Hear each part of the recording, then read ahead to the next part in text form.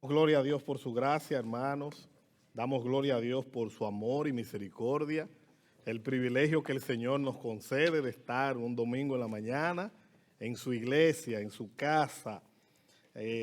Hay algunos rostros que me alegra ver. No me voy a aventurar a mencionar nombres porque son varios. Así que me alegra ver algunos rostros en la mañana de hoy de algunas personas que teníamos un ratito que no veíamos, y de verdad, gracias por estar con nosotros. Sean más que bienvenidos a la casa del Señor. Yo quiero, antes de exponer este tema, dar algunos anuncios y quiero recordar otro. El anuncio del día 30, hermanos, es un viernes 30. Ese día vamos a tener nuestra reunión ordinaria de miembros. Todos los años tenemos esa reunión. Hay otras reuniones que se pueden dar a través de los meses, pero esa es la reunión oficial, donde hablamos de lo que pasó en 2025, damos informes, hablamos de nuestro enfoque en el 2026 y vamos a escuchar algunas de las cosas que estuvieron pasando. Así que es muy importante que cada miembro de la iglesia esté ese día. Así que haga arreglos, hermanos. Ese es el viernes 30. Pero hay dos anuncios más. El lunes 9 de febrero, si Dios lo permite, y el martes 10 de febrero vamos a tener dos eventos. Pastor Otto Sánchez estará con nosotros y el lunes 10 de febrero, el lunes 9 de febrero vamos a tener una conferencia abierta para todo público que se titula No te quedes en el desierto. No te quedes en el desierto, lunes 9 de febrero con el pastor Otto Sánchez. Y el martes 10 de febrero vamos a tener una conferencia para matrimonios. Quiere decir, hermanos, que los que están casados o aspiran a casarse pueden venir. O sea, el pastor puso hincapié en que los que aspiran a casarse también pueden venir. Así que si usted tiene en mente casarse en algún momento, puede venir. O sea que vamos a estar, eso es una fiesta continua, domingo el servicio, lunes no te quedes del desierto y martes tenemos entonces esa conferencia de matrimonios. Así que hermanos, que el Señor nos ayude en todo esto. Permítanme orar. Padre, gracias por tu iglesia. Gracias, Padre, por el privilegio que nos das de tener un lugar para reunirnos a adorar. Gracias, Señor, por los hermanos. Gracias por esta gran familia de la fe, la iglesia local. Gracias, Señor, por este gran privilegio. Señor, que a pesar de cómo el clima esté y a pesar de las diferentes dificultades, estamos aquí. Sabemos que hay muchos hermanos que están enfermos, que tienen diferentes dolencias o situaciones. Extiende tu mano sobre ellos también, Señor. Que tu misericordia, que tu gracia y que tu gran amor les alcance. Gracias te damos, Señor, en el nombre de Jesús. Amén y amén. Hoy en día se habla mucho acerca del amor de Dios, hermanos. Se habla bastante del amor de Dios hoy en día. La frase Cristo te ama es una frase importante, es una frase que comúnmente la escuchamos en bocas de muchas personas, y la frase Dios es amor, que de hecho es un pasaje, una porción de un texto de la palabra de Dios. Se habla mucho del amor de Dios, pero no se habla tanto del Dios que ama. ¿Y cuáles son esas características del amor de Dios? Decirle a alguien, Cristo te ama, no es decirle mucho, porque si yo no explico en qué consiste el amor de Cristo, cada persona va a poder determinar en qué sentido Cristo le ama. De acuerdo al concepto que la gente tenga del amor y de acuerdo a la idea que la gente tenga de Cristo, así es que le va a sonar a sus oídos, Cristo te ama.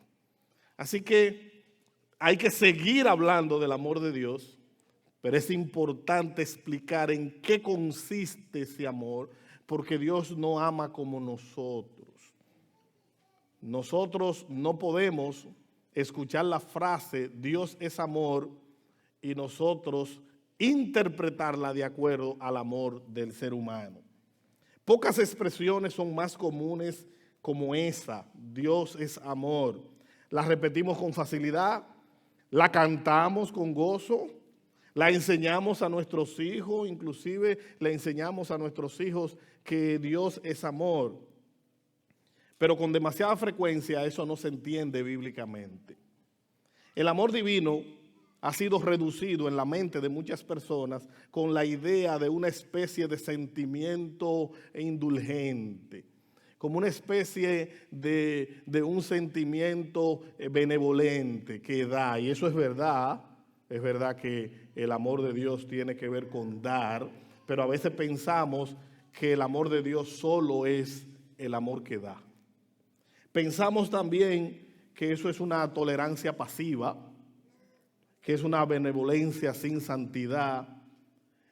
Pensamos que el amor de Dios es ese amor que nunca exige, el amor de un abuelo que consiente a sus nietos. Y no es que no hay algo de verdad en eso, pero no es toda la verdad. Pensamos en el amor de Dios como aquel que nunca disciplina, que nunca gobierne. Usted no ha escuchado a algunas personas que dicen cuando les pasa algo que ellos entienden que no es bueno, y si Dios me ama, ¿por qué me pasa esto? Es como si Mateo, mi hijo pequeño, un día está corriendo, resbala y se cae y se da un golpe, y él diría, y si mi papá me ama, ¿por qué yo me caí y me di un golpe? Bueno, te caíste, te diste un golpe porque estaba corriendo. Por eso te diste un golpe. Entonces, hermanos, en las Escrituras, la palabra de Dios nos presenta algo muy distinto al pensamiento popular acerca del amor de Dios. El amor de Dios no es débil, hermano. ¿Por qué? Porque Dios es todo lo que es en cada uno de sus atributos. Y eso se entiende como la simplicidad de Dios. Cuando hablamos de simplicidad de Dios, no decimos que Dios sea simple. Lo que decimos es que Dios es todo lo que es en todos sus atributos. ¿Qué quiere decir eso? Que el amor de Dios es santo, el amor de Dios es eterno, el amor de Dios es soberano, el amor de Dios es todopoderoso, porque Dios es todo lo que es en cada uno de sus atributos. Entonces, mis queridos hermanos, el amor de Dios no es débil. No es que Dios quiera hacer algo y no puede. No es que Dios esté incapacitado de poder hacer algo. Por eso el amor de Dios no es débil, hermano. El amor de Dios no es sentimental, por lo menos como el amor nuestro. Porque el amor nuestro varía de acuerdo a lo que me haga la persona a la cual se supone que yo amo. El amor nuestro cambia. Yo hoy puedo decir que amo algo o que amo a alguien y mañana puedo cambiar de opinión. Pero el amor de Dios no es así. El amor de Dios no es un sentimiento como los sentimientos humanos. El amor de Dios no es influenciado. Si alguien viene y me habla a mí de alguien que yo amo, quizás esa conversación o ese comentario pueda cambiar un poco la percepción que tengo del amor de esa persona. Quizás pueda ser un poco influenciado por las acciones de esa persona, pero no así con Dios. El amor de Dios no es influenciado. No es influenciado por acciones ni por palabras. El amor de Dios es santo, el amor de Dios es libre, el amor de Dios es eterno, el amor de Dios es soberano. Así de extraordinario es el amor de Dios. El Salmo 103 nos enseña esta verdad, pero no desde la teoría, sino desde la adoración.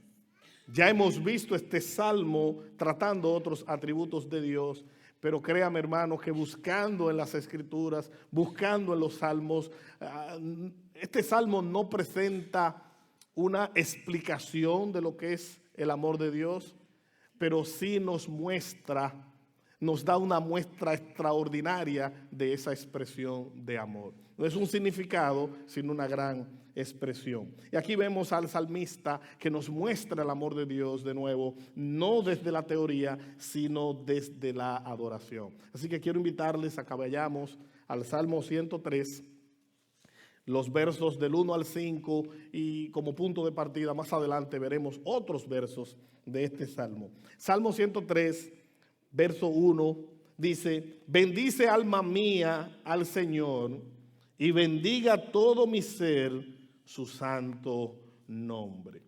Bendice alma mía al Señor, y no olvides ninguno de sus beneficios.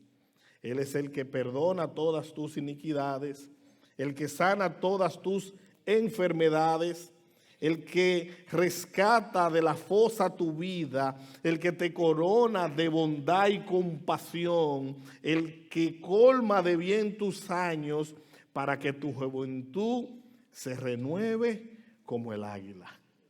Permítame repetir el verso 2. Bendice alma mía al Señor, y no olvides ninguno de sus beneficios. Póngase cómodo, por favor. El amor de Dios no es una emoción cambiante. Ya hemos dicho que el amor de Dios es eterno, no es cambiante. Dios no cambia su amor. Si Dios amó a alguien ayer, lo amará mañana y lo amará hasta el final. El amor de Dios no cambia. El amor tuyo y mío sí cambia, pero el amor de Dios no cambia.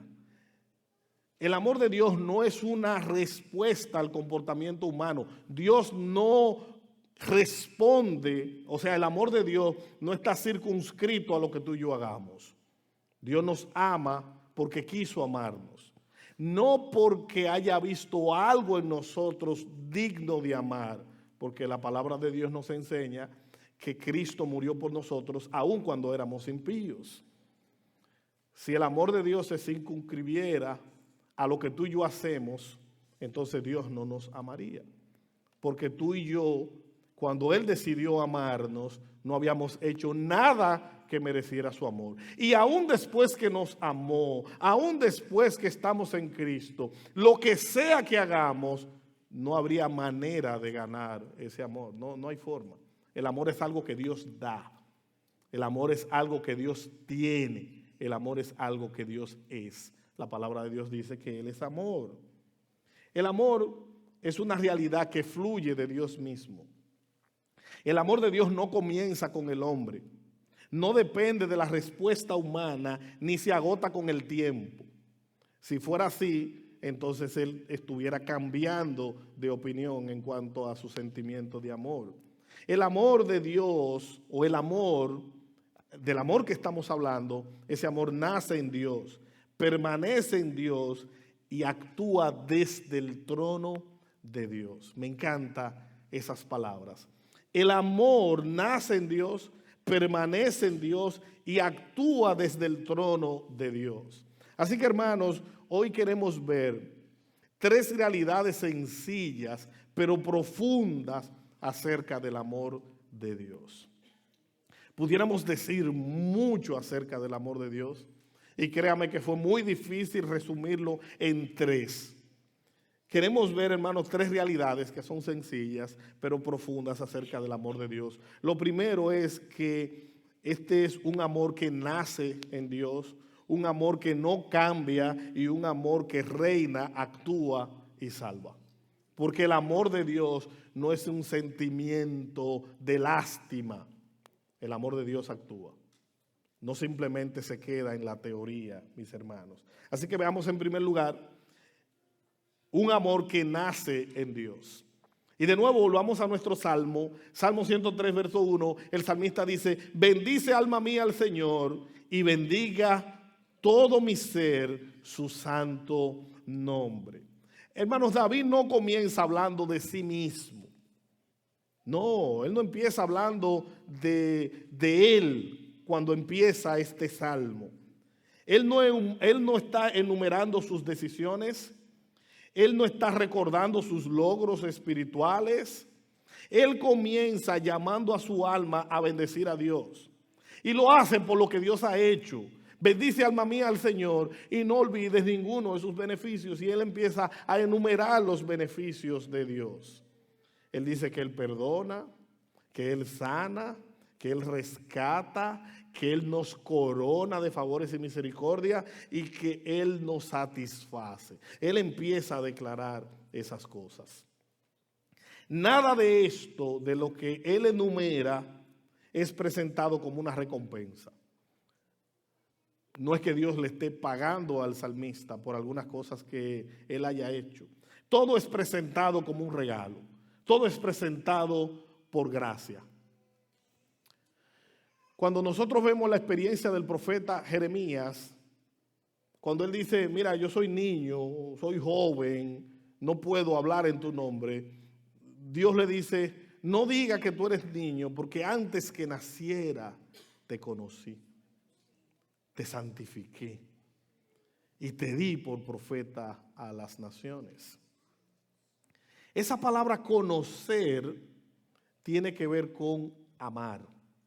Es la misma palabra que se usa cuando dice Romanos que a los que antes conoció, Romanos 8:29, a los que antes conoció también los predestinó. La palabra conocer es amar.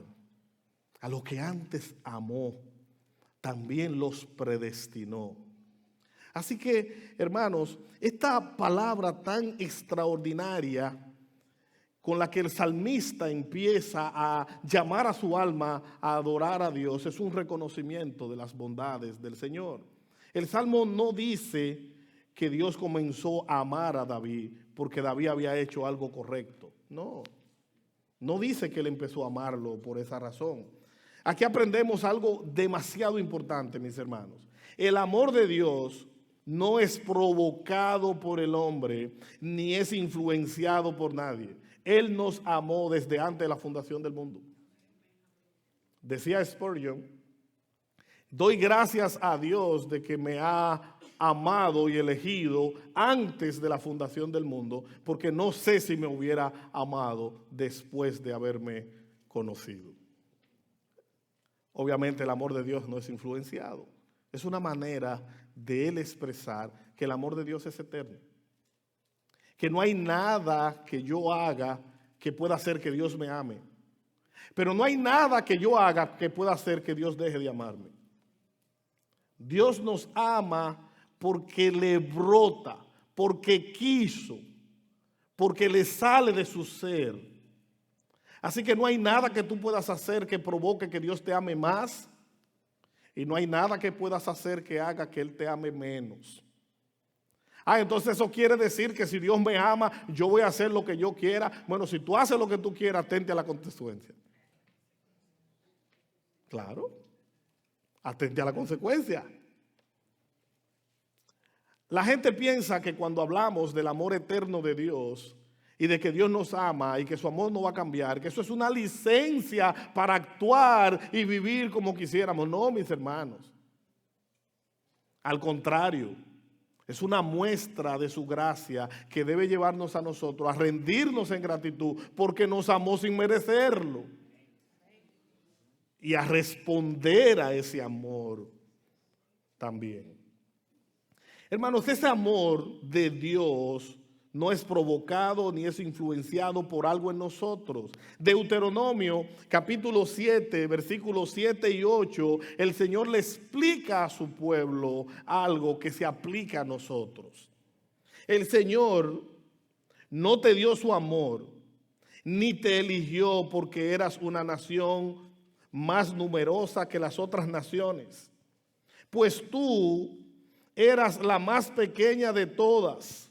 Más bien fue sencillamente porque el Señor te ama y estaba cumpliendo el juramento que le había hecho a tus antepasados. Dios le dijo al pueblo del pacto, yo no te amé porque encontré algo extraordinario en ti. Al contrario, eras pequeño. Te amé porque quise amarte. Y te restauré porque estoy cumpliendo un juramento que hice.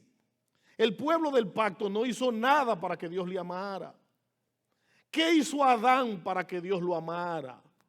Dios, como su amor es soberano, como a su amor es eterno, como Él ama, como quiere amar, y eso son prerrogativas de Él decidió crear a Adán y crear a Eva como primer hombre y primera mujer, y decidió amarlos. Y cuando Adán y Eva pecaron, se rebelaron contra Dios, que eran dignos de muerte, Él decidió redimirlos, decidió salvarlos. Ellos no merecían el amor de Dios. Él decidió amarlos como una decisión propia, pero el amor de Dios no anula las consecuencias del pecado, lo sacó del huerto. Con el sudor de tu frente te mantendrá. Así que no se equivoque, hermano. No vaya a pensar usted, Dios me ama, yo voy a hacer lo que quiera, voy a vivir la vida loca. No. Si vive la vida loca, tiene problemas.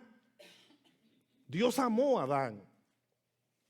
Dios amó a Abraham, lo sacó de Ur de los Caldeos.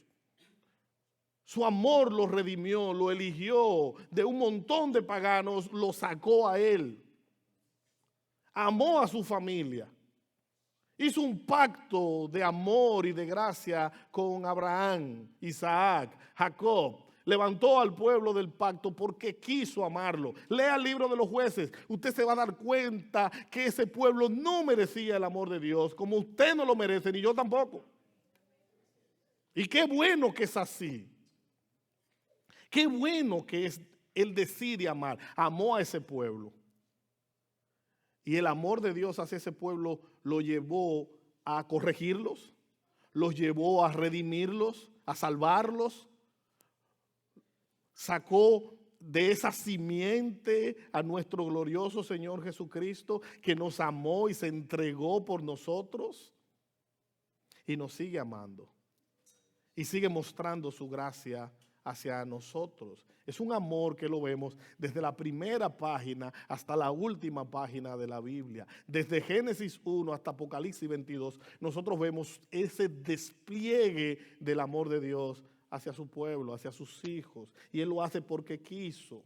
El Señor no te amó ni te eligió porque eras una nación grande. Él lo hizo porque quiso. Y no trates de investigar en qué consiste eso, ni qué movió a Dios a hacerlo. La Biblia simplemente dice que Él lo hizo porque quiso hacerlo, porque Él es soberano, porque Él es rey del universo y Él hace lo que quiere. Y todo lo que Él hace es bueno, como cantábamos ahorita, que Él todo lo hace bien. Así que, mis hermanos, Dios ama porque quiere amar. Esa es la respuesta. Dios ama porque quiere amar. Dios ama porque esa es su naturaleza. Dios ama porque Él es amor. En Él no hay maldad. En Él no existe injusticia. Él es amor. Si el amor de Dios dependiera de algo en nosotros, dejaría de ser gracia. El amor de Dios está lleno de gracia. Si dependiera de ti, si dependiera de mí, el amor dejaría de ser gracia. Los que son padres aquí saben que los niños, bebés recién nacidos, son hermosos. Una cosa bella. Pero hay momentos, hermanos, sobre todo a las 3 de la mañana. ¿Y qué le lleva a usted a servir a un bebé que le está interrumpiendo su sueño? El amor. Porque ¿qué hizo él? Tengo un amigo que él dice, ¿qué beneficio me da este muchacho a mí? Yo no entiendo. Obviamente lo decía como una manera de relajo, ¿no? Pero ¿qué beneficio me da? Bueno, el amor. El amor es el que me lleva a mí. Y si es el amor mío, que es pecador, que es limitado, que está contaminado, imagínese el amor de Dios. Imagínese el amor de Dios. La única comparación que pone Dios en el amor de una madre y de Él es que si la palabra de Dios dice, ¿dejará una madre a su niño de pecho? Bueno, pues si ella lo dejare, yo no te dejaré. Aun si se atreviera una madre a dejar a su niño recién nacido solo, el Señor dice, yo no lo haré. Yo no lo haré. Así que, hermanos, si el amor de Dios dependiera de nosotros, dejaría de ser gracia. Por eso nuestra confesión de fe, sí, hermano, tenemos una confesión de fe. Como iglesia tenemos una confesión de fe. Tenemos un documento que tiene 20 artículos que resume lo que creemos de la Biblia. Y eso es importante, demasiado importante. Usted tiene que estar en una iglesia y usted tiene que saber lo que cree esa iglesia. Usted tiene que entender cuál es la visión de esa iglesia, hacia dónde esa iglesia se mueve, qué cree esa iglesia de la palabra de Dios. Y usted me dice, no, porque lo importante es creer en la Biblia. Bueno, pues déjenme decirle que los testigos de Jehová creen lo que dice la Biblia. Los adventistas del séptimo día creen lo que dice la Biblia. Los mitas en Aarón creen lo que dice la Biblia. Hasta los musulmanes creen lo que dice la Biblia. Así que no es tan simple. Debe haber una visión de lo que cree la Biblia, de lo que nosotros creemos que dice la Biblia. Y tenemos una confesión de fe. Nuestra confesión de fe dice, en cuanto al amor de Dios, dice, Dios salva según el puro efecto de su voluntad. No por previsión de fe, o sea, no fue que Dios previó, no fue que Dios miró hacia el futuro y vio que alguien iba a tener fe y en base a eso, entonces Dios decidió, porque si fuera así, entonces al final del día, Dios elige porque vio algo en el ser humano. Al final no es decisión de Dios. Entonces, mis hermanos, Dios salva según el puro efecto de su voluntad, no por previsión de fe, ni por mérito humano, sino por su gracia soberana. Dios te amó porque quiso amarte. Y eso para ti debe ser un motivo de gozo. No hay nada que tú hagas que va a provocar que Dios te ame más. Lo que tú haces para Dios lo haces por gratitud, lo haces por obediencia, no para ganar su favor, porque no podrás ganarlo. No hay forma. Ahora, no hay nada que hagas que va a provocar que Dios te ame menos. Y esa no es una licencia para hacer lo que tú quieres. Porque si hace lo que tú quieres, atente a la consecuencia. Lo digo de nuevo, para que no vaya a decir usted que estamos dando licencia para que usted viva la vida loca. No, jamás. Una de las características de alguien que ha nacido de nuevo, que es cristiano, que el Espíritu Santo obra en él, es que ama a Dios y quiere honrarlo y obedecerlo, y que aborrece el pecado. Y cuando peca se siente horrible. No hay peor sentimiento que sentir que estoy en pecado delante de Dios. Salmo 32 y Salmo 51 son la carta de arrepentimiento de David. Él decía, mientras cayese envejecieron mis huesos y dice que tu mano pesaba sobre mí. Él describe en el Salmo 32 lo horrible del pecado no confesado. Pero luego describe la libertad, la gracia del perdón de Dios. No hay nada en este mundo que provoque más gozo y satisfacción que el perdón de Dios. Nada en este mundo. Nada en este mundo. Así que si tú no eres cristiano, hoy tú puedes experimentar ese gozo. Esa alegría a través de Cristo Jesús, nuestro Señor. Así que, hermanos míos, Dios nos salva, Dios salva según el puro efecto de su voluntad, no por previsión de fe, ni por méritos humanos, sino por su gracia soberana. Hermanos, no somos amados porque somos dignos. Me encanta esa frase, no recuerdo quién la dio, pero la encontré por ahí. No somos amados porque somos dignos. Somos dignificados porque Dios decidió amarnos. Parece un trabalengua. No somos amados porque somos dignos. O sea, Dios no te ama porque vio algo bueno en ti. Dios te ha dignificado porque te ama. Y mire, Primera de Juan capítulo 4, versículo 10. En esto consiste el amor. no en que nosotros hayamos amado a Dios, sino que Él nos amó a nosotros y envió a su Hijo como propiciación por nuestros pecados. Pero eso hay que leerlo de nuevo, hermano.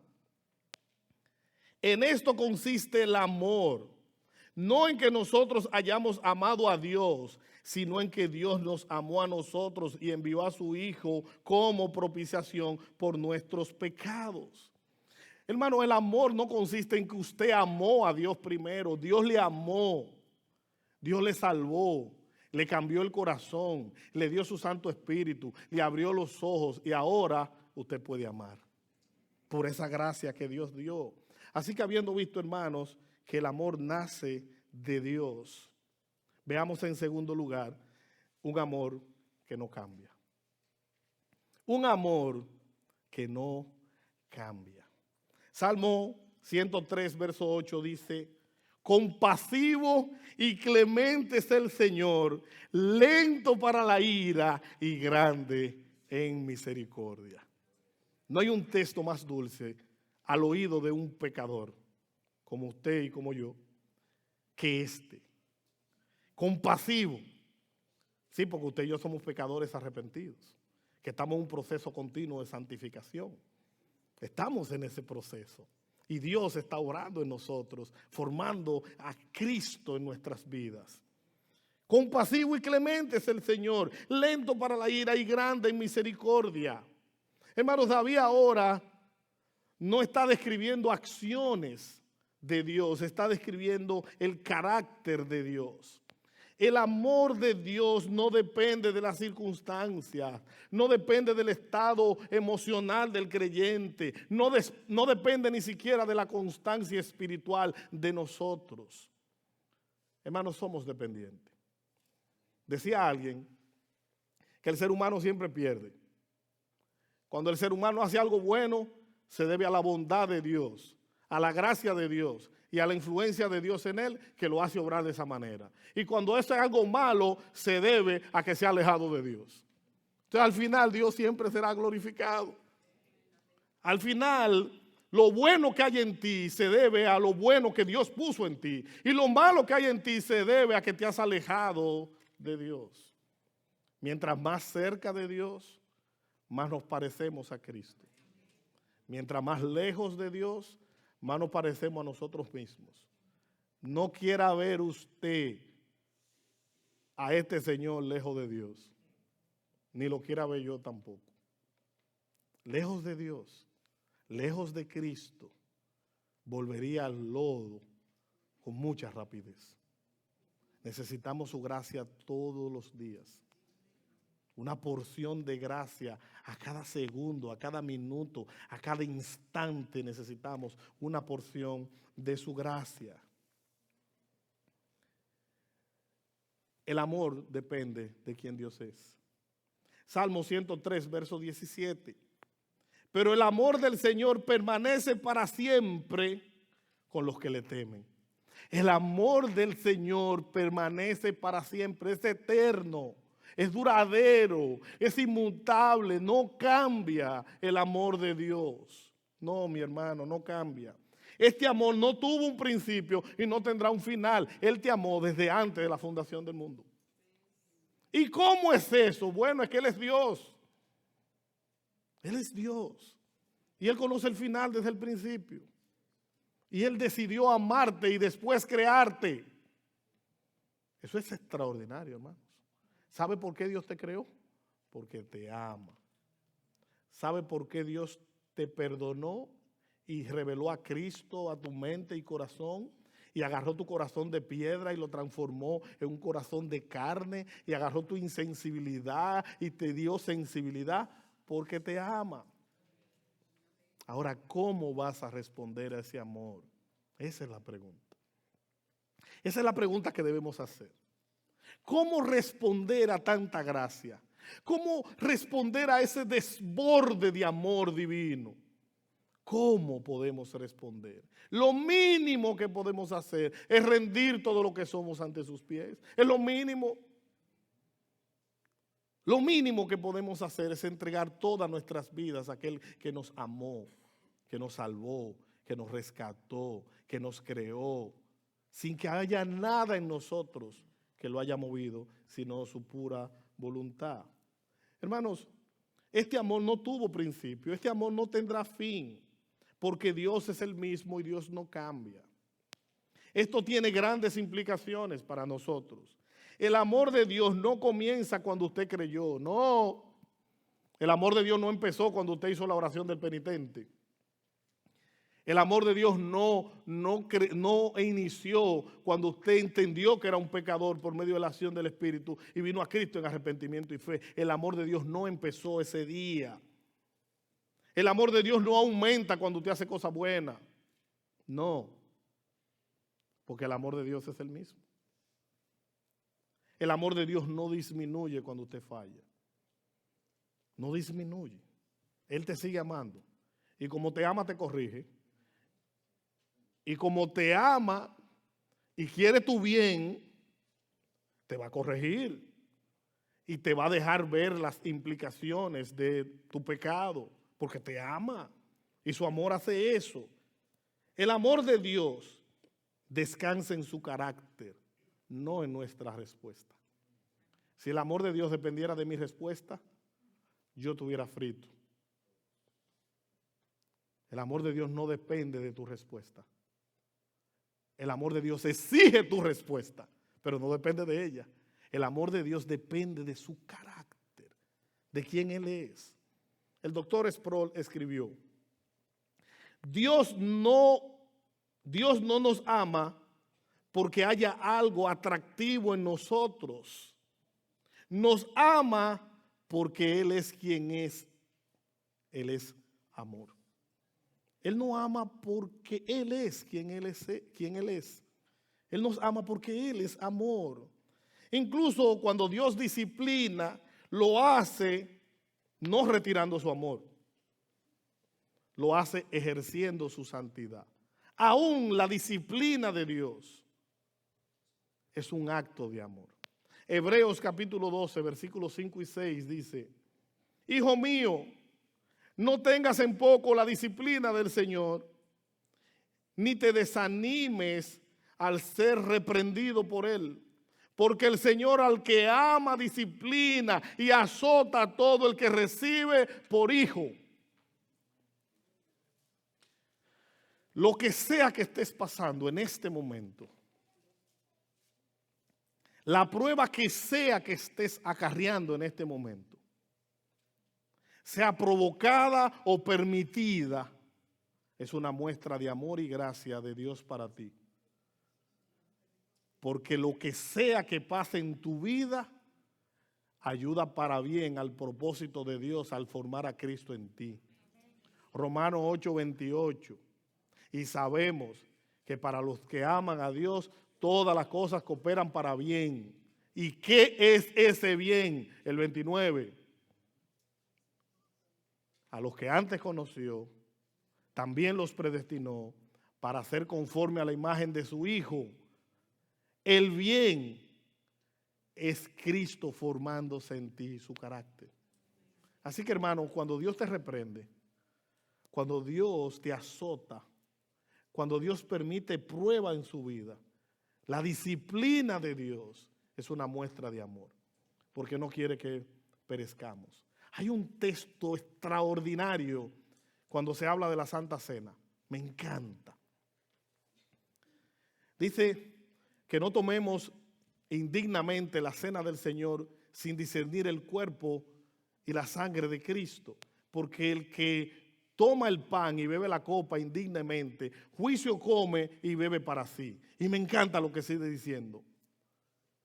Dice que cuando tomamos la cena del Señor de manera indigna, que algunos están enfermos y que otros duermen, se murieron.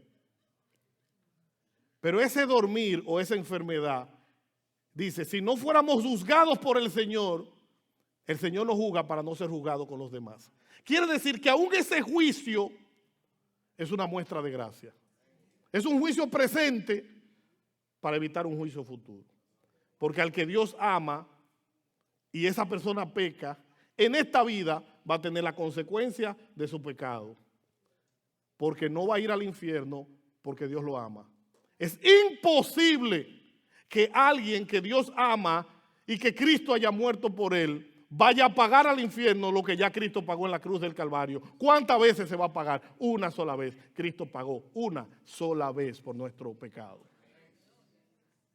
Así que tú no vas a ir al infierno a pagar lo que ya Cristo pagó, porque eso haría ineficaz su sangre. Y eso está muy lejos de la verdad. Así que, hermano, si tú estás pasando por alguna prueba, si tú estás pasando por alguna dificultad, si estás experimentando algún azote del Señor, dile que te dé fuerza, dile que te dé gracia y dile que te ayude a pasar esa prueba. Pero jamás dudes de su amor, jamás dudes de su gracia. Una de las artimañas del enemigo de las almas, y lo hablábamos el viernes, es provocar desaliento en nosotros. Provocar en nosotros duda acerca del amor y la gracia de Dios. Esa es su estrategia. Cuando pasamos algo, el enemigo susurra a nuestras mentes: tú, Dios no te ama, porque si Él te amara, no se te ponchara el carro. Tú, Él no te ama, porque si Él te amara, no te pasara tal cosa. No, hermanos, Dios nos sigue amando, aun cuando nosotros no estamos muy claros de en qué consiste. Basta con mirar la Biblia para estar claro y entender en qué consiste ese amor. El amor que hemos estado describiendo, ese amor de Dios, es un amor que reina, actúa y salva. Así que en tercer lugar, hermanos, veamos ese amor de Dios. ¿Qué hace todas estas cosas? Salmo 103, 19. El Señor ha establecido su trono en los cielos y su reino domina sobre todo. ¡Qué texto ni más extraordinario! El Señor ha establecido su trono en los cielos y su reino domina sobre todo. El amor que hemos estado describiendo no está separado del gobierno de Dios, no está separado de la soberanía de Dios. No es que Dios te ama, pero no tiene la capacidad de actuar en tu bien. Eso no es verdad. Dios te ama y tiene la capacidad de actuar en tu bien. Lo que pasa es que a veces el bien es retener algo, es evitar algo. Y a veces el bien es permitir que las consecuencias de nuestro pecado nos alcancen, para que aprendamos, para que crezcamos, para que maduremos. A veces el bien de Dios a nosotros no nos puede o no nos parece bien, porque no tenemos la experiencia, ni tenemos el conocimiento. Entonces no entendemos a veces esas cosas, hermanos. El Dios que perdona es el Dios que reina. El Dios que ama es el Dios que gobierna. Esto significa que su amor no es débil. Su amor no puede ser frustrado. Su amor no es incierto. Su amor es seguro, mis hermanos. Cuando Dios ama, Él actúa. Y aquí está el texto que yo sé que la mayoría de ustedes aman. Yo creo que todo el que está aquí ama este texto. Juan 3:16. Porque el amor de Dios actúa. No se queda en la teoría. El amor de Dios actúa. Porque de tal manera amó Dios al mundo que dio a su Hijo unigénito para que todo aquel que cree en Él no se pierda, mas tenga vida eterna. La cruz no creó el amor de Dios. La cruz de Cristo reveló el amor de Dios. Cristo no murió para que Dios nos ame. Cristo murió porque Dios nos ama. John Piper escribió: la cruz no es la razón por la cual Dios nos ama. La cruz es la prueba de que Dios ya nos amaba. No es la razón, es la prueba de que Dios ya nos amaba. Romanos capítulo 5, versículo 8. Dios demuestra su amor para con nosotros en que siendo aún pecadores, Cristo murió por nosotros. Es la demostración del amor de Dios, la muerte de Cristo. Por eso el creyente puede vivir en descanso. Sí, hermano, tú puedes vivir en descanso. Puedes vivir confiado. No vivas con temor. La palabra de Dios dice que el perfecto amor echa fuera el temor. Saber que Dios me ama debe quitarme el miedo. El miedo a Satanás. El miedo a la muerte. Porque Dios me ama. Porque Dios me guarda. El perfecto amor echa fuera el temor. Y por eso podemos vivir confiados.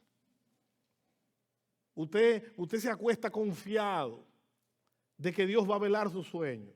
Se encomienda a Él antes de dormir. Usted maneja confiado porque sabe que Dios sustenta sus pasos.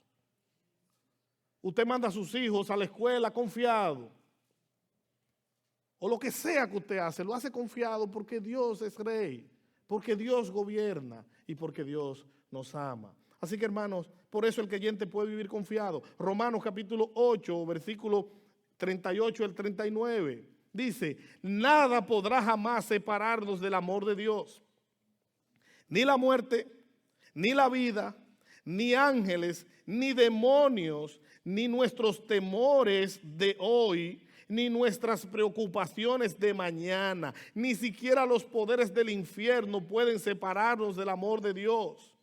Ningún poder en las alturas ni en las profundidades. De hecho, nada en toda la creación podrá jamás separarnos del amor de Dios que está revelado en Cristo Jesús, Señor nuestro. Nada. Me encanta cómo lo traduce esta versión. Nada podrá separarnos de su amor. El amor de Dios nos eligió. Sí, hermanos, el Dios que ama, elige. El amor de Dios nos redimió. El amor de Dios nos llamó. Y al final, el amor de Dios nos va a perseverar. Nosotros perseveramos porque el amor de Dios nos preserva. Así que, hermanos, finalmente, el amor de Dios es santo, eterno, inmutable y soberano, porque procede exclusivamente de su voluntad divina y se manifiesta de manera eficaz en Cristo a favor de su pueblo. El amor de Dios es santo, el amor de Dios es eterno, el amor de Dios no cambia, es inmutable, el amor de Dios es soberano, el amor de Dios se manifiesta en Cristo y su sacrificio por nosotros. El Salmo 103 nos ha mostrado este amor glorioso con claridad, un amor que nace en Dios, un amor que permanece en Dios y un amor que actúa desde el trono de Dios. Cuando el corazón se enfríe, y se va a enfriar, todos vamos a pasar por momentos de dificultades. Todos vamos a pasar por momentos de desiertos, momentos de prueba. Todos vamos a pasar por eso. Cristo dijo: en el mundo tendréis aflicción, pero confía, porque yo he vencido al mundo.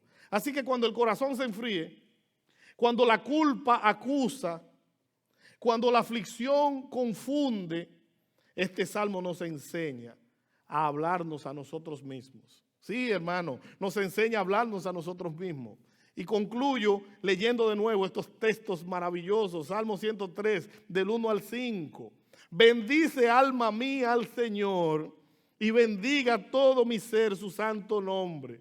Bendice, alma mía, al Señor, y no olvides ninguno de sus beneficios. Él es el que perdona todas tus iniquidades, el que sana todas tus enfermedades, el que rescata de la fosa tu vida, el que te corona de bondad y compasión, el que colma de bien tus años para que tu juventud se renueve como el águila.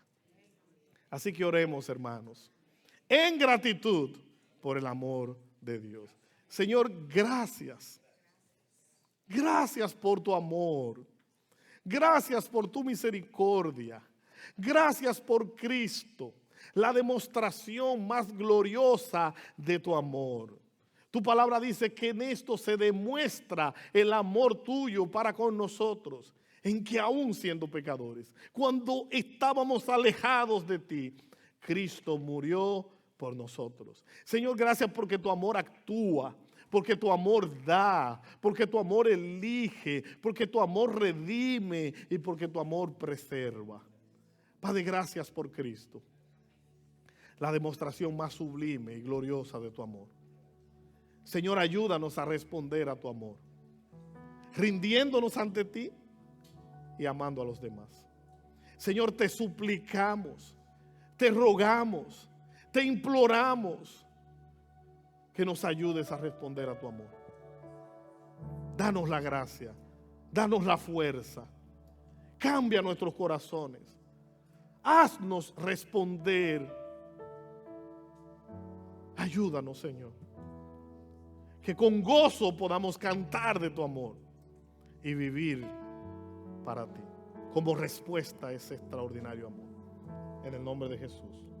Amén.